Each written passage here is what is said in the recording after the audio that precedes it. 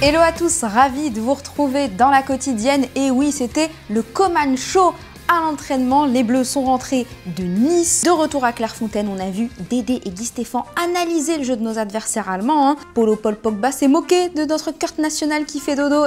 Ça fatigue d'être champion d'Europe, doucement. Et puis, le sage N'Golo Kanté qui a bu les paroles de Moussa Sissoko. Elle avait l'air absolument incre son histoire. Justement, en parlant de Kanté, ce soir c'est Espagne-Portugal. Je sais, ça n'a absolument aucun rapport, mais son coéquipier César Azpilicueta était en conférence de presse. Alors on lui a parlé de son retour avec La Roja, mais surtout les journalistes voulaient savoir une chose.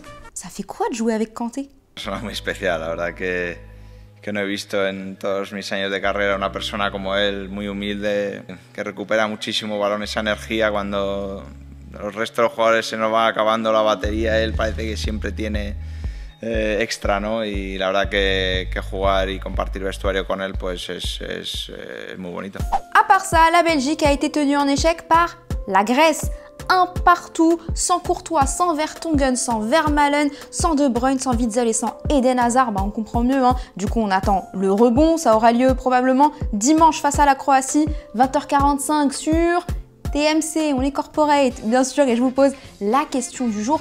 Êtes-vous confiant pour cette équipe de Belgique une fois sur 7 €? Vous nous dites, est-ce que vous pensez que les Diables Rouges sont en fin de cycle ou bien que c'est leur année? Vous nous dites tout et lundi, on sélectionnera 2 commentaires.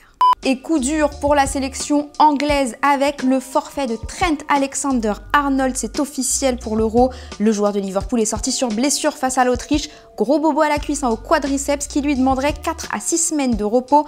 Il faudra attendre dimanche pour connaître le nom de son remplaçant. Pas forcément à son poste, parce que je vous rappelle quand même qu'il y a Kieran Trippier, Kyle Walker et également Reece James. On pense à Jesse Lingard ou James Ward-Prowse. L'embarras du choix pour Gareth Southgate.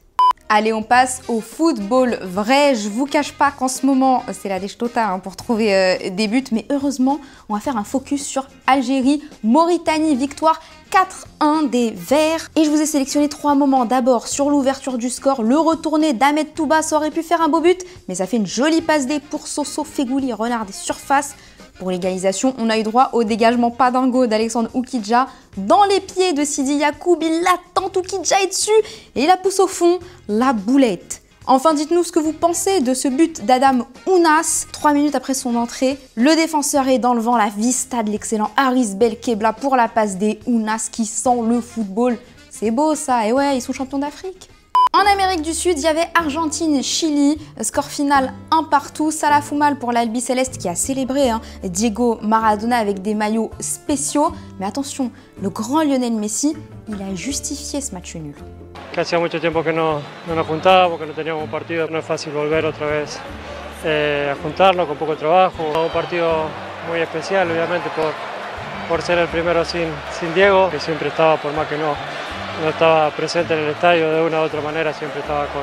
La Seleção do Brasil joue ce vendredi face à l'Équateur, toujours en match qualificatif pour le Mondial 2022.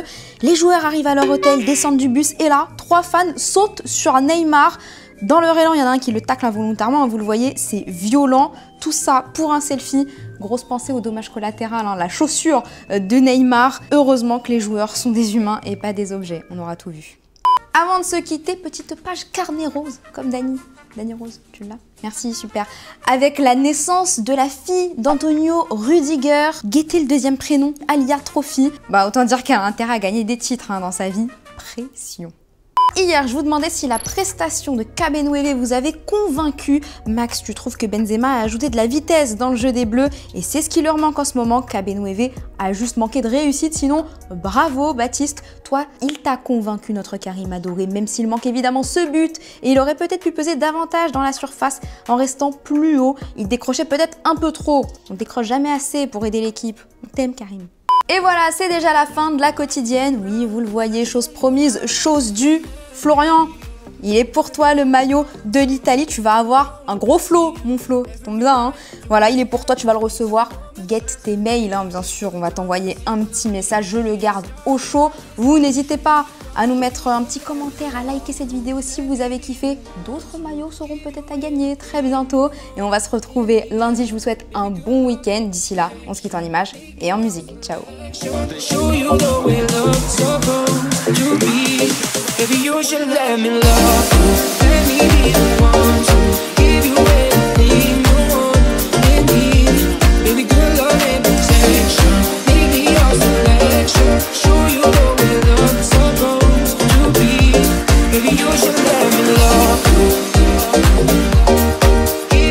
Et si tu veux en voir plus, t'as juste à cliquer ici, ouais, là, ou bien juste là.